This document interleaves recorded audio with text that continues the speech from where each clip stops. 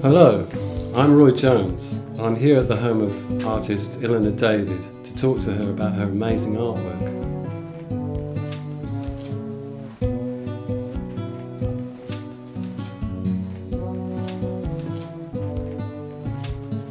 Tell us about this painting you're working on then. I find it a very luscious painting I want it to be very luscious because that's how I experienced Tahiti, the abundance of fruit and abundance of life and the naturalness of life, and also the sort of lightness, the light touch that they had there, Very much a nice, very, very nice people and peoples. And this one is the one I've trying to express how I felt there. Yeah. It's I absolutely loved going there. Loved seeing a different culture like that. I've come here today to take some footage of your work and to talk to you. Talk to you about your painting.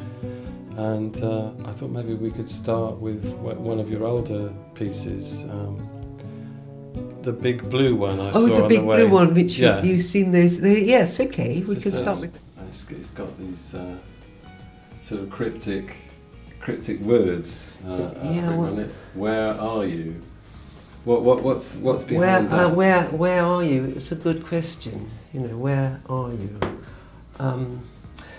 It was a cri de coeur, if you like, from the heart. I was pretty unhappy at the time. It was about 3 years ago, and I was sort of pining for somebody, and that's what I painted. Right. I wanted to make some magic happen. Yeah, so we got the black hat and the rabbit and the rabbit, and so you're trying to create the magic. Yeah, I'm trying to create the magic. Yeah, it appears. Colours here. With all the blues and. Is that a colour that you use a lot? Well, I did a whole exhibition with blue. Yeah?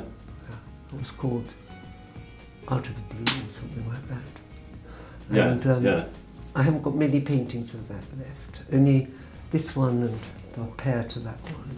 This one, which is called The Answer to the Question, Where Are You? And the other one is I Am Here. Yeah. So they need to be together, this the pair that we just looked at.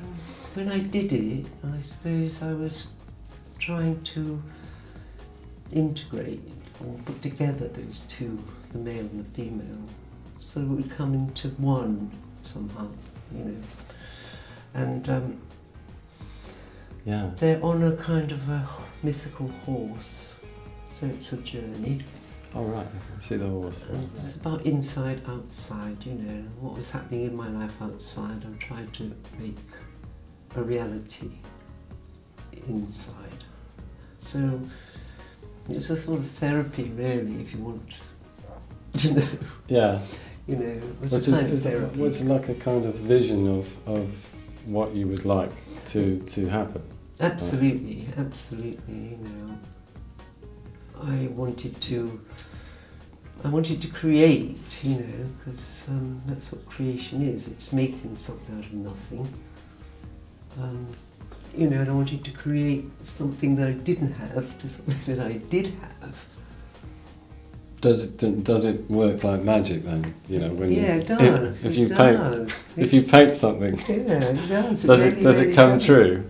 Actually, it does. It does. Well, which is why I do it, really. Yeah. Because there's a whole sort of new idea about that, isn't there? Like, you create with your mind and your thoughts what then comes into being. Yeah. So that's what I try to do trying to create it so it will come into being. I see. And it's quite a powerful sort of tool, in a way. Wow, wow. And I can say that things do happen, afterwards. Things that you've painted have kind of come true. They have. I mean, we'll talk about another lot, which was the ones of the rainforest. I had this big feeling for painting figures in the rainforest because I kind of wanted to put together the outside and the self, the sort of environment and the person, so that they would be more interlinked and joined. Yes, and like the people living a natural life in the rainforest. Yes, have that kind of connection with nature. That's right. That's what I wanted. That maybe we don't. We've lost that a bit I think in our Western world. Yeah, and I feel it. I felt it, and I wanted to generate it in myself. This what we've lost. And so I started to paint these rainforest sort of pictures, and blow me down if I don't find myself in a rainforest in Costa Rica just 1 year later. Wow. Isn't that weird, That is weird. Well, I'd really like to have a look at some of those. Yeah, well, we will. Fascinating. So tell us about this one then. Was this done before you went to Costa Rica? Yeah, before. I did quite a few of this kind. It was the beginning of my, beginning of my feeling that I didn't want to be separate from the universe. Somehow I wanted to make myself part of it. And so I started painting those people, figures in forests.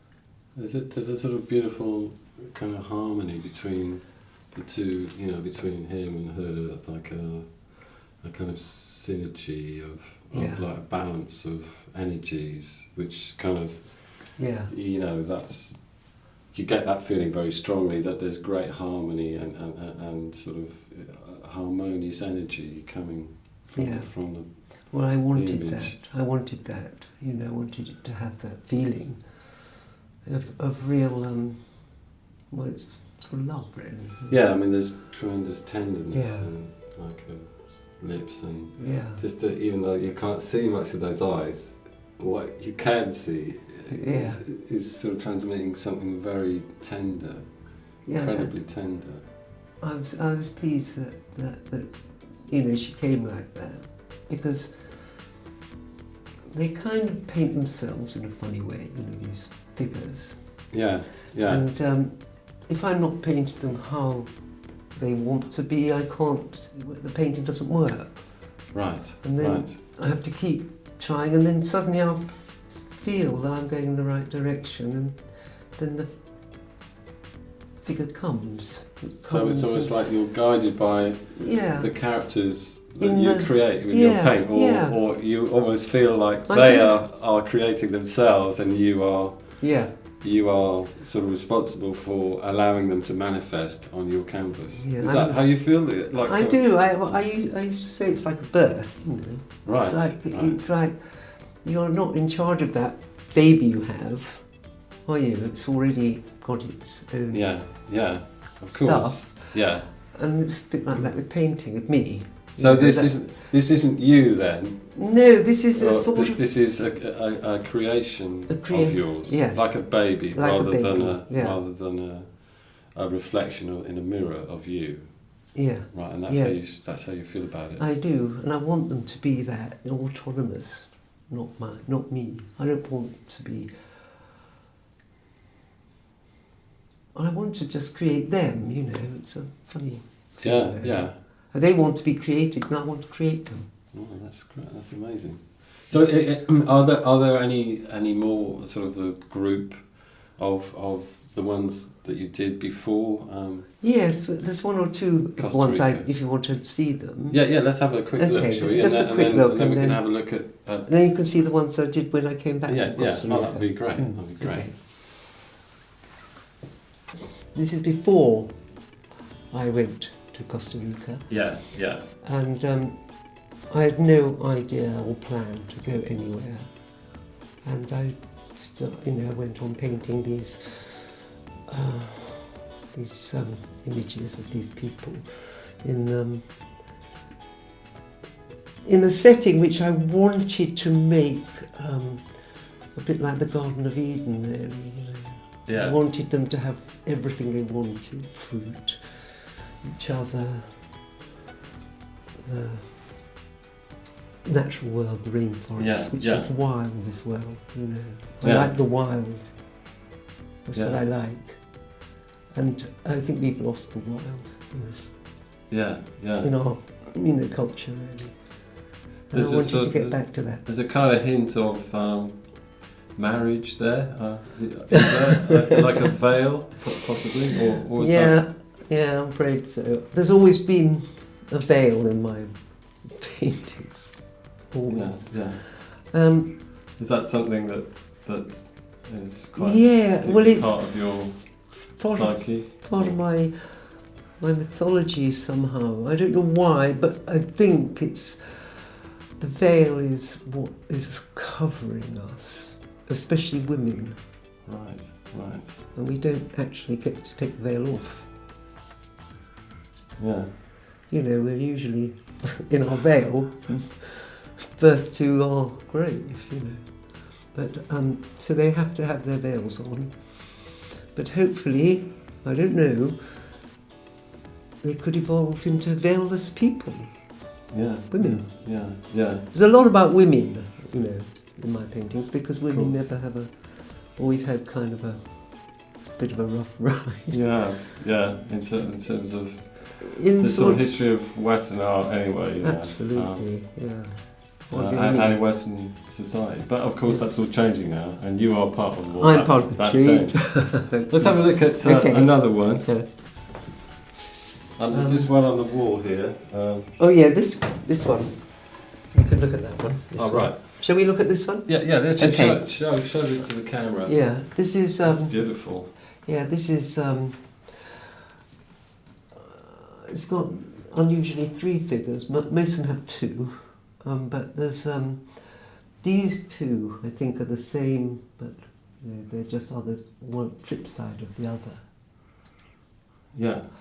So both these ladies are. Yeah, they're the same. I mean, she's the European, and she's the islander. Right. The natural woman, and. I see. So and he's bringing together. He's kind of like integrating the 2 aspects of her personality. Yeah. So it's all, again, I think I said before, something about one, the 2 becoming one. Yeah. And that's the same with the marriage theme, 2 and 1. Right. 2 and 1, 2 become 1. Yeah. You say? Yeah. And he looks like a slightly different persona that we haven't seen before. Yes. I haven't seen. I think he came out of the rainforest, and I think he offered some magic, Right. He's kind of sorcerer figure, magician figure. Right. And I'm hoping he'll do some magic, Yeah. See? And actually, I think only he could bring those 2 together. Yeah. Well, maybe he was responsible for getting you your journey to. Might well have been to Costa Rica. Yeah. Yeah, it's a powerful person, that one. So and now we have. Is this the same guy then? Here? No, he's not the same guy. No, he's not the same guy, because they're much more intimate. He's not intimate with them. No, he's more of a kind of power just broker. A power broker. Yeah. Good word. Yeah, could say. Or a shaman. Shaman. Yeah. Shaman's the word. That was what I was trying to think of. But shaman. No, these are. Again, it's an intimacy. It's the same as one we've seen. Intimacy in a natural environment. she's got a veil. But in this one, I thought the veil was a little bit bird-like. Yeah, yeah. So it's more feathery and a bit like a bird. Not a bird, but it looks a bit like a bird. And so that is a suggestion of freedom. Whereas the veil used to give the impression of almost sort of restriction of space for female within society. Yeah. But so now that the veil is mutating into a symbol of transcendence and freedom, like a bird, like a dove about to take off. Yeah, or something. yeah, like a dove. Yeah, yeah. Oh, that's lovely. So you can see it's got a sort of tail. Yeah. And it's happening in this natural space, the natural space. Yeah, yeah. So in a minute we're going to go have a look at the next section of ones that you did when before you came when you after. Yeah. That's what I call them, the before and after. There, before we see them, is there anything that you think that what you'd notice the difference? I noticed from your headspace when you were painting this, and then the headspace when you came back from the experience of having actually been to a rainforest. Yes, it was enormously different because I felt as if I'd sort of eaten the rainforest, and it was inside me. Right. And I think you'll notice the difference in the later ones, in the after, because they've got more passion, I think. Yeah. So they're less kind of abstract. They're less abstract because the reality of the rainforest poured into me, and so I hadn't had it before. So and then I'd had it, and it was incredible. So you've experienced that sort of incredible connected to the wild. Yeah. I mean, they say about the rainforest is there's so many species and life is so kind of abundant. Yeah, abundant there that you kind of sense that interconnectedness, which is here in Britain as well. Yeah. But we maybe particularly in an urban environment, we tend to forget that interconnectedness. Yeah, absolutely. I mean, it's just so different. It's like, and the people there, I love the Costa Rica because the people there, they respect it so much. They love their trees and their animals, and they're so proud of their country. Yeah. And I felt like that too. I felt so proud of this little country that's protecting its environment and its trees and its flora and fauna. And it's such an experience, and so that was like food to me. And then I came back and I did some more paintings. Oh, great. Well, we must have a look at that. Look at those. Yeah. Okay. This is quite different, isn't it? Very different. Immediately different, aren't they? And I think more. I mean, personally, I think they're more powerful. Yeah. Because they've got, as I said, the experience. I've got it. Inside me, and so there was much more to feed on, really. Yeah. So what was it about the holiday which brought about this change then?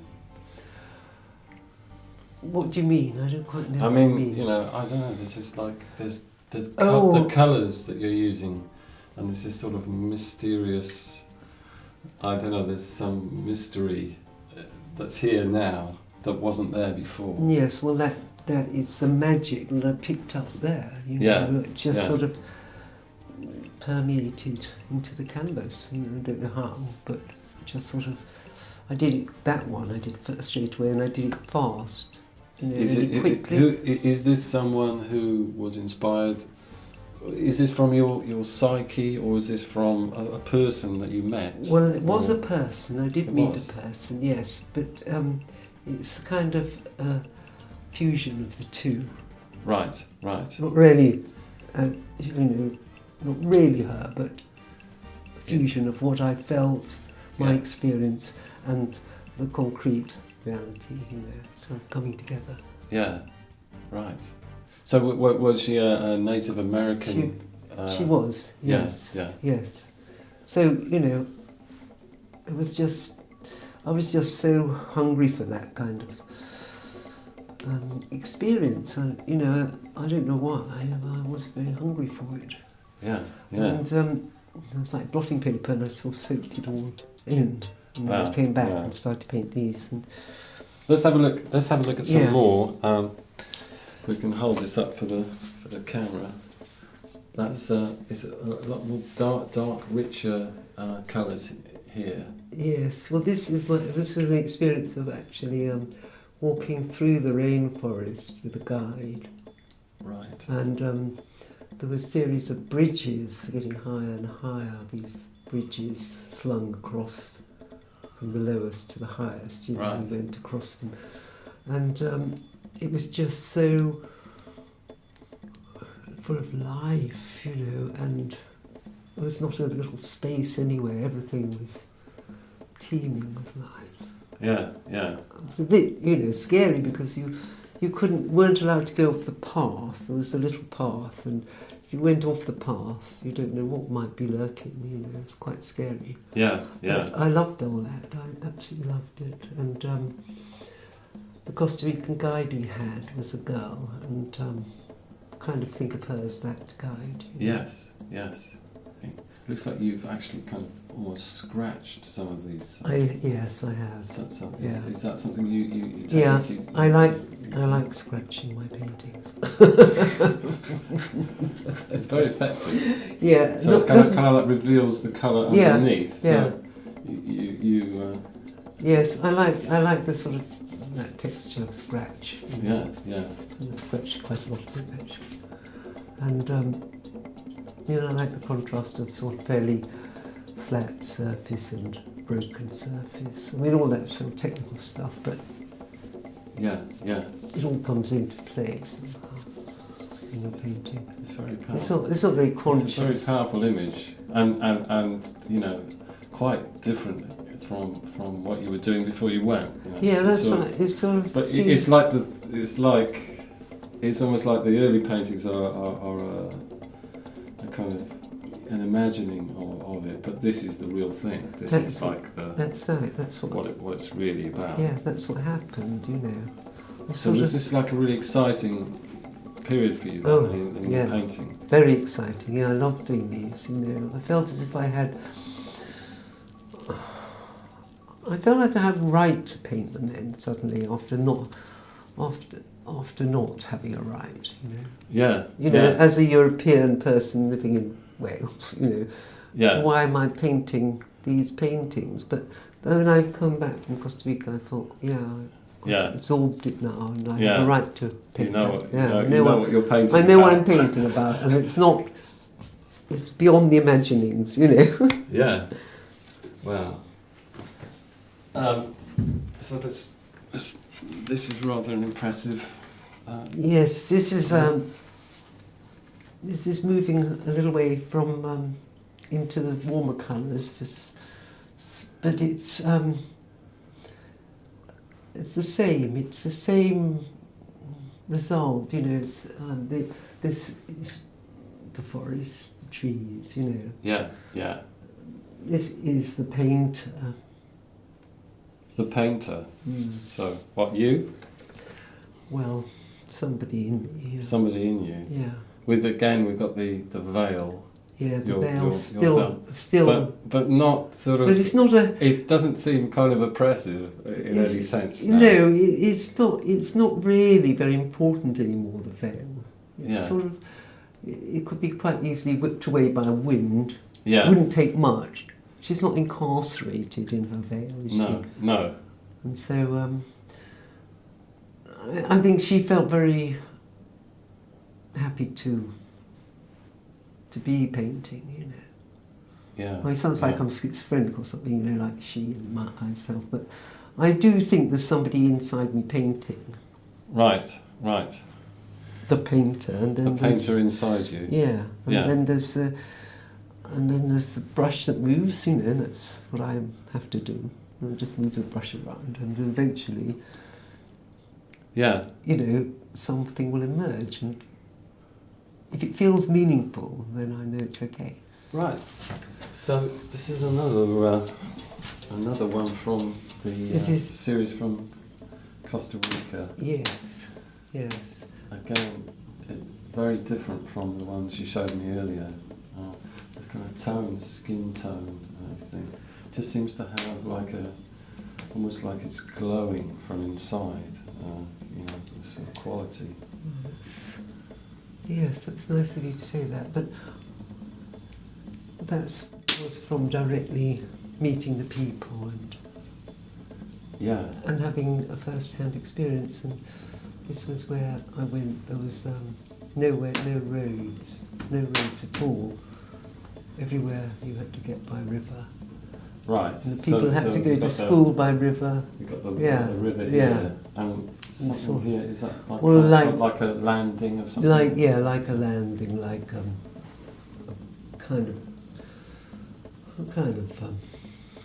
made of logs or something. Yes, a wooden structure. They had a very odd things, like made of wood and sort of cradles. They cradled their boats like that. Yeah. And they were in cradles, and it's just a sort of.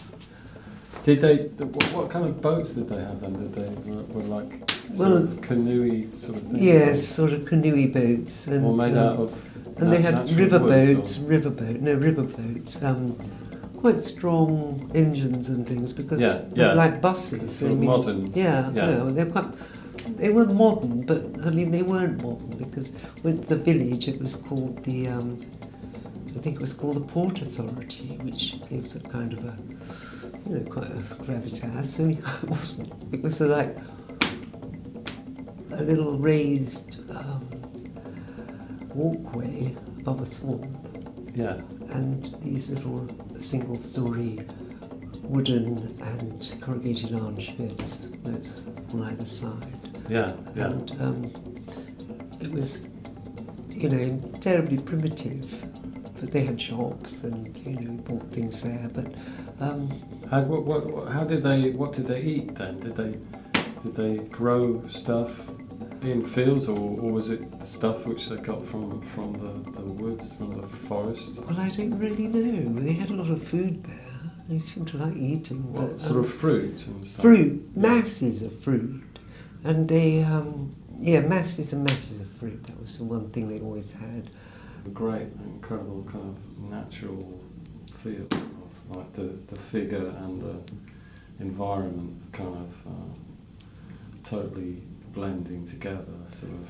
Well, that's what I was looking for. That's what I saw happening. I saw that. Yeah. And there was an old. Well, so I don't know if he was old, but there was one occasion I wanted to take back. I wanted to buy these. They welcomed us with a cut-out canoe. Right. And there were fruits in the cut-out canoes. Yeah. Or boats, I would say. And then I noticed around, there were a lot of these where we were staying, these cut-out canoes and boats, wooden things. And I said, could I buy one, take one home? And they said, oh no, those aren't for sale. There's somebody in the forest who makes them for us. So I wanted one very much then. I had to have one. Eventually I twisted somebody's arm and I got one. I gave it to my son. And but a lot of things were homemade and handmade and. Wow, brilliant! Yeah. Wow. Let's see some more. Yeah.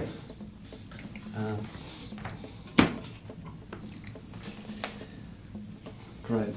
So tell us about this lady. Yeah, she's like the sort of some sort of spirit, really. I think the spirit of what I felt at Costa Rica.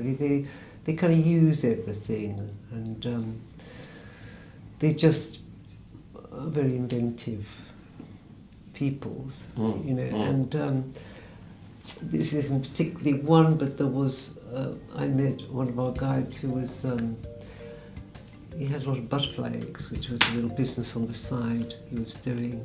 And then I talked to him, he said, oh, well, he's had a coffee plantation in his garden. They're very creative people, and this is like making things from what's there. So, I mean, she's got the palm tree, the palm tree and branch in her yes, hand, so. and she was making something. Yeah, from the palm. yeah. Wow. But they were very balanced people, both men and women. I found that they were very easy with each other. You know, the men and the women. You didn't feel superior, almost dominant. You know, the women seemed equal to the men. Oh, that's great. That was really nice. Nice. Yeah. Encouraging. Really. Yeah. That in a more natural. In a more natural world, there is balance between male and female. And their values are not like our values. Their values, they haven't ever had a war in the last 150 years. You know, they gave up their army and they prefer to deal with health, education, and agriculture, I suppose, or preservation of their forests. Those are their priorities. Great. And it's so lovely, you know. Yeah. Why can't we be like that? They're a small country. We could be like that in our small country. I don't know. Wow. This is very special. Well, that was the final one I did. How beautiful. I was really happy with her because she seemed to be the culmination of it all, you know, and the fact that she's holding a baby is like something was born, you know. So tender. Yeah. And that sort of almost kind of like a meditative expression on her face. Yes. It's like she's in deep thought. Yeah. Sort of, she's almost very, praying. Very serene and she's completely at one with where she is, you know. And you know, this is the foliage, and this is where she's sitting, which is made out of foliage, you know, cane and natural things, and the baby is green. And the baby is green. Is that significant? Yes, is that almost like? Yes, it's like giving birth to that natural state. Yeah. It's almost like the link between sort of femininity and life, or you know the way that the female body creates life. Yes. And yes. In a sense, you know, it's kind of almost like the baby not only represents humanity, but like the whole of life as well. Yes, a new life, a new, different kind of life, a greener life. Yeah, right. Yeah. If you want to put it. And it's like the Costa Ricans have really I've understood that we don't have to become like a super modern technological state, that we can live in harmony with the planet and just change our expectations. Absolutely. And they realise the amazingness of what it is the earth offers us. Yes, exactly. I mean, they won't let people mine. They've refused people to go mine there because, you know, they're so protective of their rainforests, and they don't want to destroy the environment for the sake of for short-term gain. Yeah. You know, I think it's just a real lesson to me. You know, a real eye-opener that there is a little country in the world. That live like that, you know, and that's why it was so moving and so what I wanted to find, I suppose.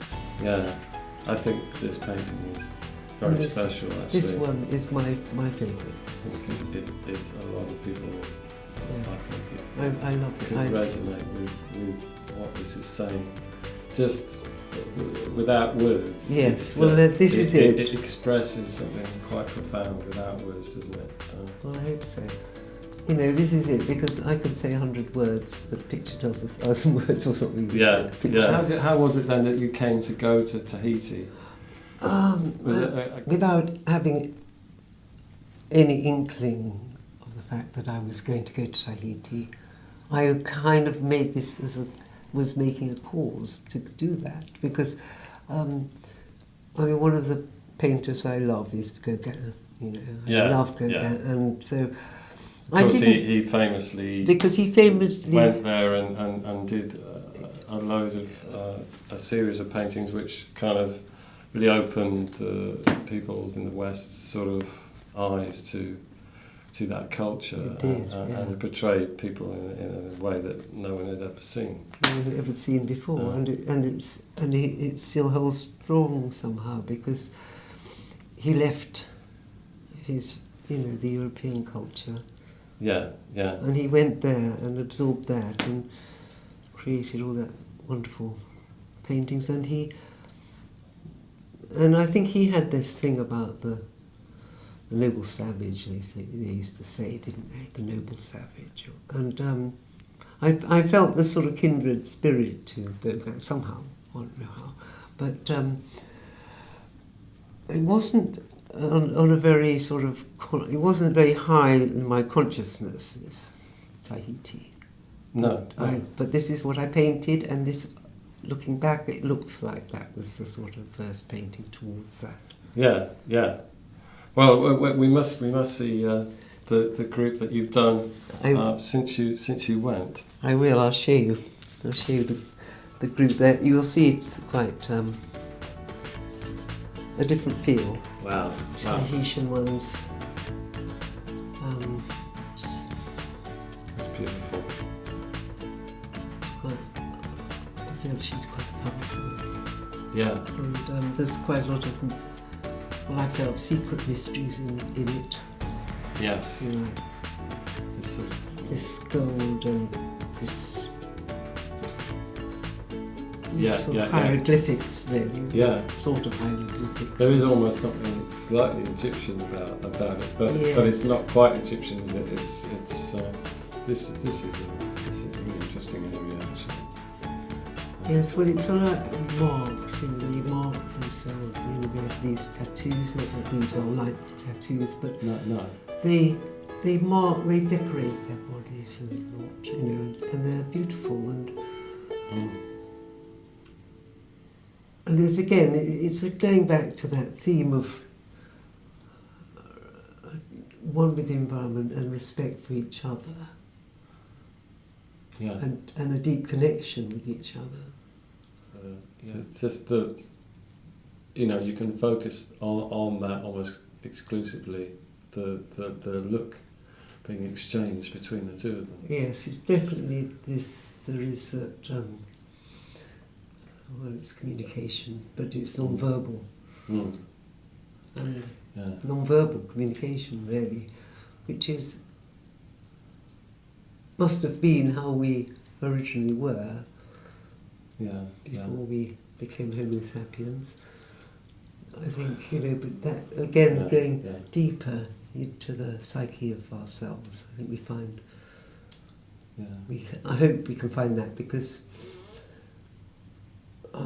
it's not really, words kind of get in the way, don't they, sometimes? Of what? It's like a rose on fire. Yeah. Wow, and that's what she's. And that's what she is in her heart. She is. That's her essence, Yeah. That's what I believe, or I think we all have, that within us, that illuminates, Yeah, absolutely. Yeah. And So we've got going to the last painting now that we're going to look at today. Okay. Yeah. Shall I? This one? This one on the wall. This one, yeah.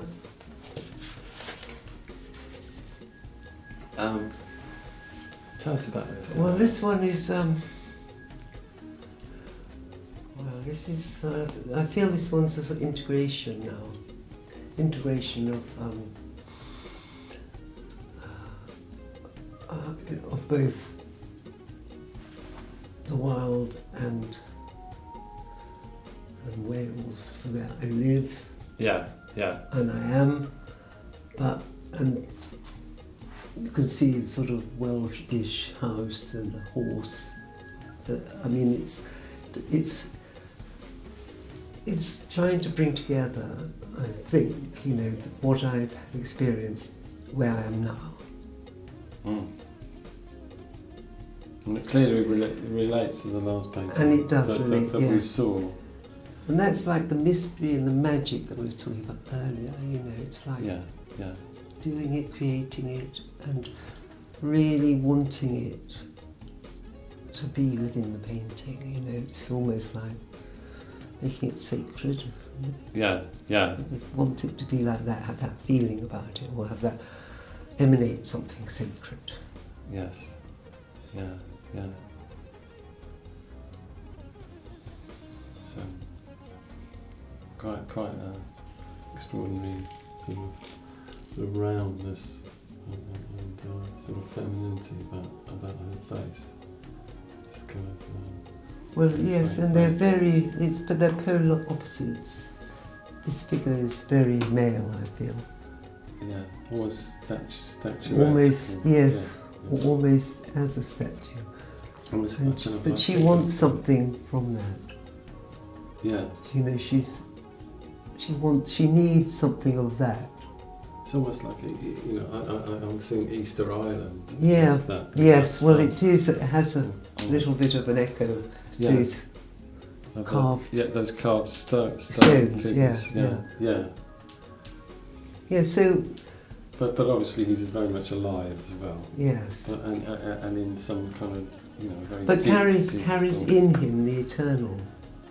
Yeah. That's perhaps what he's doing. Yeah, yeah. And the eternal, that's why you think East Island was a long time ago. Yeah. When they carved those statues. So. And so he's, I could think that he represents the eternal in us. Mm. The Buddha, you could say. Yeah. Is that something which you think about a lot, sort of the Buddha or different world religions? Or? Well, I don't think about world religions, but I do, as a daily practice, chant Nam-myoho Renge-kyo as my daily practice,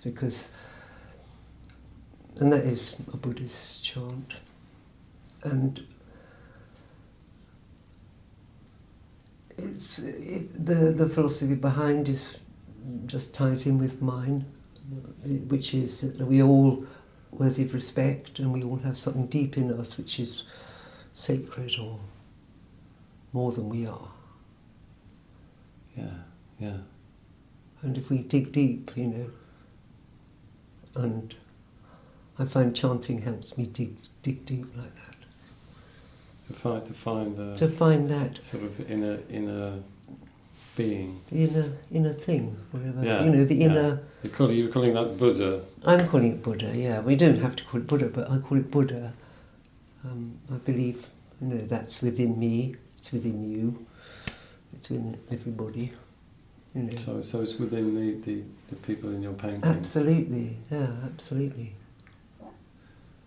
I mean, she does seem to radiate a sort of great sort of light, and he in the same way has got a different kind of stillness and yes, well, it's the yin and yang, isn't it?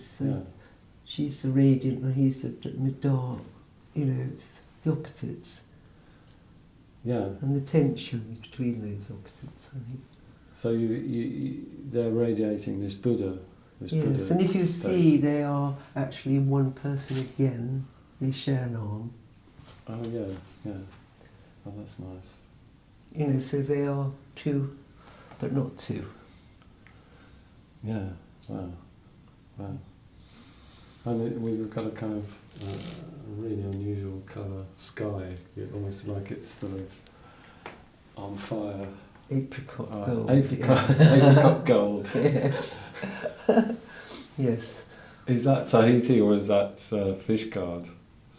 That's actually a fusion between the two. Yeah. I really feel it is, you know, because you never get that sky in fish guard. No. You never get that sky in Tahiti. No. But you bring the two together. Yeah. Certainly, it's a glorious colour. Yes, it has a warmth and a radiating feeling. I like. Yeah. You know, it is another world. I mean, we paint other worlds, don't we? So it could be a parallel world, or it could be a world that was, or it could be a world that's coming. Yeah. But that is what we don't know. We don't know, and life's always like that. You don't know what's next. No. So we'll see. But we'll see. Great. Well, thank you very much, Ilona. That's okay, Roy.